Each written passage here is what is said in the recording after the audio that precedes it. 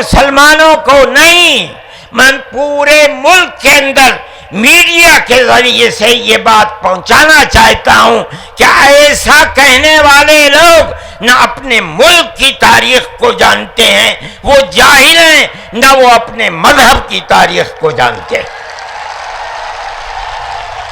میں جو بات کہہ رہا ہوں وہ کہہ رہا ہوں اور صحیح کہہ رہا ہوں، میں نے اس مسئلے پر غور کیا ہے۔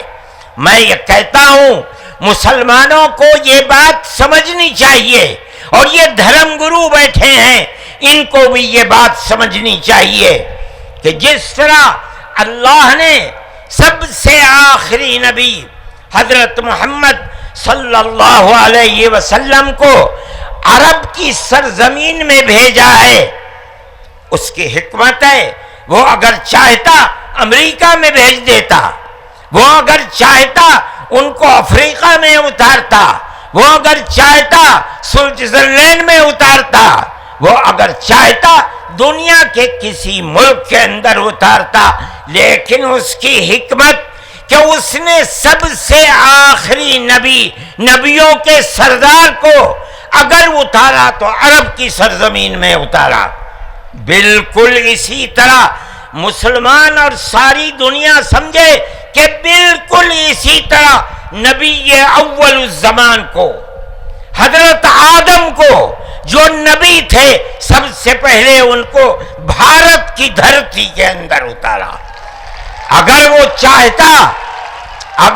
چاہتا تو آدم کو افریقہ میں اتار دیتا، اگر وہ چاہتا تو آدم کو عرب میں اتار دیتا، اگر وہ چاہتا روس کے اندر اتار دیتا، لیکن نہیں۔ وہ بھی جانتے ہیں، ہم بھی جانتے ہیں، ہمارا عقیدہ ہے، حدیث سے عقیدہ ہے کہ آدم کو دنیا میں اتارنے کے لیے اس بھارت کی دھرتی کا انتخاب کیا گیا۔ ہمارا ماننا ہے کہ دھرم وہ چیز ہے جس کو آدمی اپنے دل سے قبول کرتا ہے۔ اگر کوئی طاقت بزور و زبردستی کسی کو کسی دھرم کا پابند بناتا ہے تو وہ اس دھرم کا پابند نہیں ہو سکتا۔ آپ دیکھیے کمیونزم آیا، بخارا، سمرقند، تاشقند، ازبکستان، تاجکستان، پورے روس کے اندر، قزاقستان، قرغیزستان، آذربائیجان، یہ وہ ملک ہیں جو ملک خالص اسلامی ملک تھے، مگر کمیونزم نے اپنی طاقت کے بلبوتے پر مسجدوں کو توڑ دیا، نمائش گاہ بنا دیا، اور 80-90 سال میں یہ لگنے لگا کہ اسلام کا جنازہ نکل گیا۔ لیکن آپ دیکھیے کہ بزور و زبردستی کوئی دھرم ختم نہیں ہو سکتا۔ ایک فقیر ملک افغانستان کی دلدل میں دنیا کی سپر پاور پھنس کر دفن ہو گئی، ٹکڑے ٹکڑے ہو گئی، ختم ہو گئی۔ یہ ملک آزاد ہوئے اور مسجدوں سے پھر اللہ اکبر کی آواز بلند ہونے لگی۔ اس لیے کہ انہوں نے یہ سمجھا تھا کہ زبردستی اسلام کو تباہ کر کے، ختم کر کے، مسجدوں کو توڑ کر ملک ختم ہو جائے گا، اسلام ختم ہو جائے گا۔ ایسا نہیں ہے۔ کوئی بھی مذہب قبول کرنا انسان کے یہ اپنے دل کی بات ہے۔ دل اگر قبول کرتا ہے انسان مذہب کا پابند ہو جاتا ہے، اگر دل قبول نہیں کرتا تو اسلام اس مذہب کا پابند نہیں ہوتا۔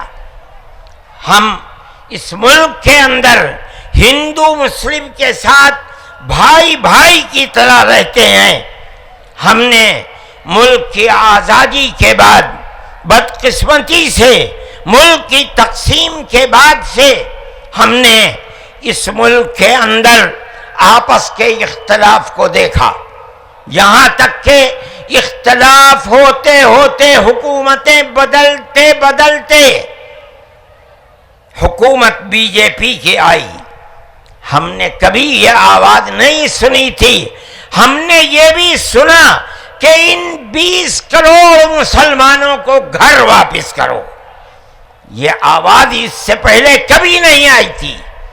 فرقہ پرست ذہنیت اتنی آزاد ہو گئی کہ وہ یہ سمجھتی ہے کہ ہم 20 کروڑ مسلمانوں کو پھر دوبارہ واپس کر کے اپنے گھر کی طرف لے جائیں گے، یعنی اس کا مطلب ہے کہ ہم ان کو ہندو بنائیں گے، اس لیے کہ ہندو ان کا گھر ہے، ان کے باپ دادا ہندو تھے۔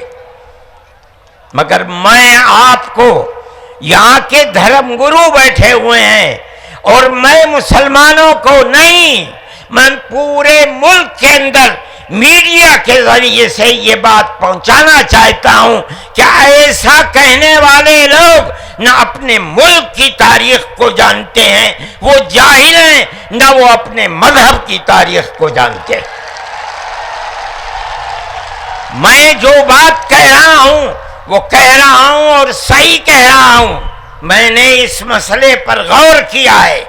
میں یہ کہتا ہوں مسلمانوں کو یہ بات سمجھنی چاہیے، اور یہ دھرم گرو بیٹھے ہیں ان کو بھی یہ بات سمجھنی چاہیے کہ جس طرح اللہ نے سب سے آخری نبی حضرت محمد صلی اللہ علیہ وسلم کو عرب کی سرزمین میں بھیجا ہے، اس کی حکمت ہے، وہ اگر چاہتا امریکہ میں بھیج دیتا، وہ اگر چاہتا ان کو افریقہ میں اتارتا، وہ اگر چاہتا سوئٹزرلینڈ میں اتارتا، وہ اگر چاہتا دنیا کے کسی ملک کے اندر اتارتا، لیکن اس کی حکمت کہ اس نے سب سے آخری نبی، نبیوں کے سردار کو اگر اتارا تو عرب کی سرزمین میں اتارا۔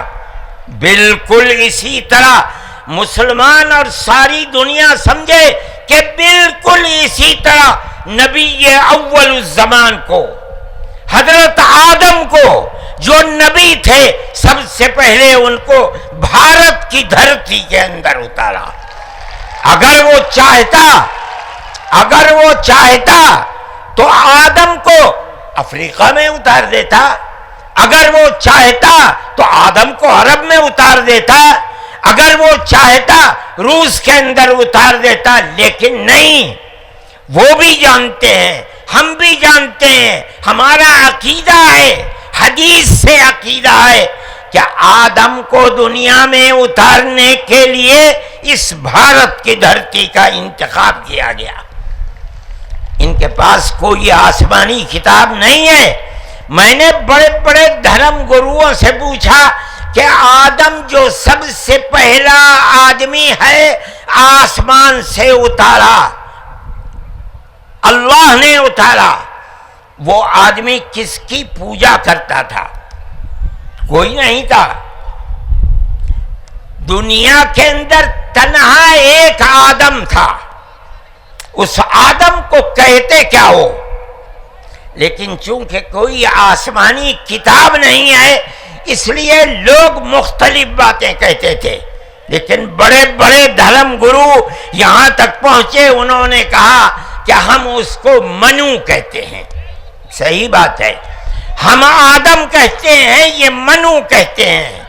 ہم آدم کی اولاد کو آدمی کہتے ہیں، انگریزی بولنے والے ایڈم کہتے ہیں، فارسی اور عربی بولنے والے آدم کہتے ہیں، اور یہ اس کو منو کہتے ہیں جو اس بھارت کی دھرتی کے اوپر اترا۔ ہم آدم کی اولاد کو آدمی کہتے ہیں اور یہ منو کی اولاد کو منش کہتے ہیں۔ سوال یہ پیدا ہوتا ہے، میں نے بڑے بڑے دھرم گروؤں سے پوچھا، جب کوئی نہیں تھا، نہ شری رام تھے، نہ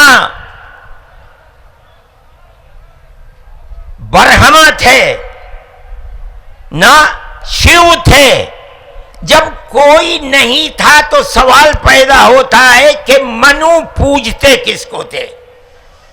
کوئی کہتا ہے کہ شیو کو پوجتے تھے، لیکن ان کے پاس علم نہیں ہے۔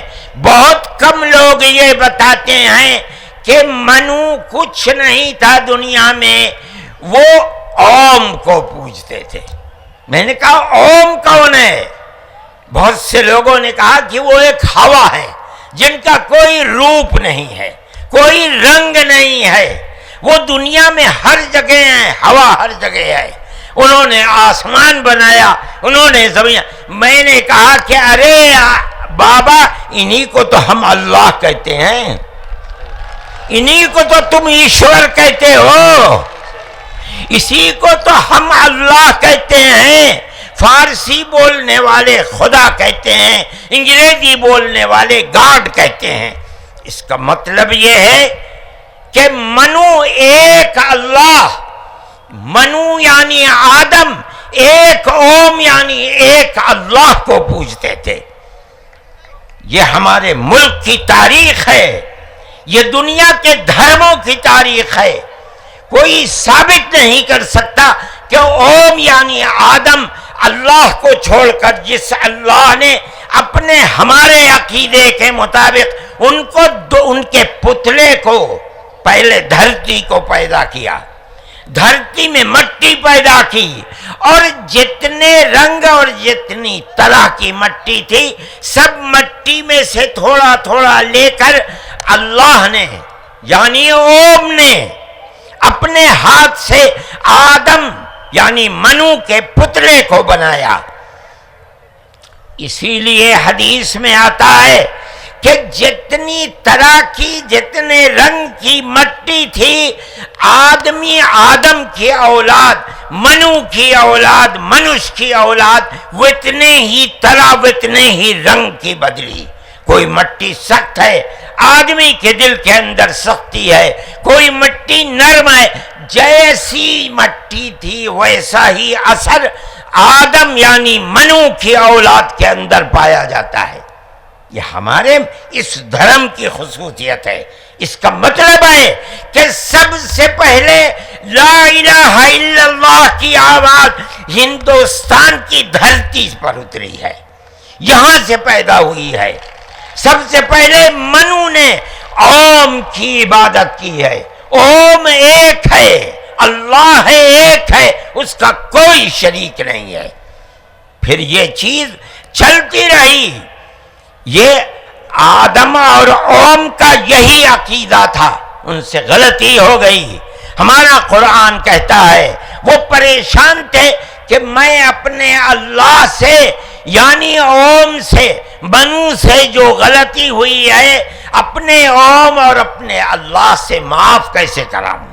قرآن کہتا ہے اللہ نے ان کے دل کے اندر ڈالا، فَتَلَقَّى آدَمُ مِن رَبِّهِ كَلِمَاتٍ فَتَابَ عَلَيْهِ۔ وہ بات کیا تھی؟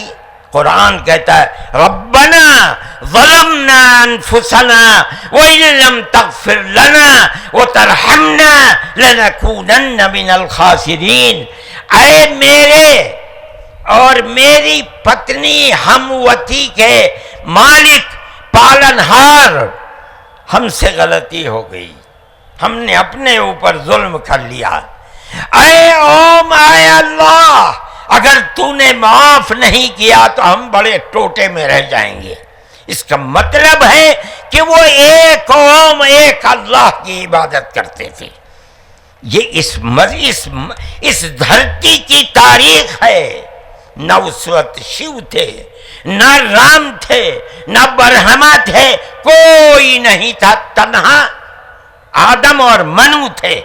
وہ جانتے تھے کہ ان کا پالنہار کون ہے، وہ ان کی عبادت کرتے تھے۔ پھر اس کے بعد ان کی اولاد چل پڑی اسی دھرتی کے اوپر، انہوں نے چراغ ایک اوم یعنی ایک اللہ کی عبادت کا اس بھارت کی دھرتی پر دنیا میں سب سے پہلے جلایا تھا۔ کچھ دنوں کے بعد وہ چلے گئے دنیا سے، اپنی اولاد کو یہ سبق دے کر گئے۔ ان کی اولاد جانتی تھی کہ پالنہار کون ہے، قرآن کے اندر دو بھائیوں کا ذکر آتا ہے، آدم کی اولاد، ایک دوسرے میں لڑائی ہو گئی، ایک نے کہا لا قتلنک، میں تجھے جان سے مار کر ہی دم لوں گا۔ یہ دنیا کے اندر ہمارے آقا حضرت محمد صلی اللہ علیہ وسلم فرماتے یہ دنیا میں سب سے پہلا قتل ہے۔ دوسرے بھائی نے کیا کہا؟ لئن بسطت الی یدک لتقتلنی ما انا بباسط یدی الیک لاقتلک، اے بھائی اگر تو مجھے قتل کرے گا، ہاتھ بڑھائے گا، میں تو تجھے قتل کرنے کے لیے ہاتھ نہیں اٹھاؤں گا۔ کیوں؟ کہتا انی اخاف اللہ، میں اس اللہ سے، اس اوم سے جو سارے جہان کا پالنہار ہے، مجھے تو ڈر لگتا ہے۔ یہ کس نے بتایا کہ اللہ ہے اوم اور وہ ساری جہان کا پالنہار؟ یہ وہی ہے جو باپ نے بتایا تھا، منو نے بتایا تھا، آدم نے سکھلایا تھا۔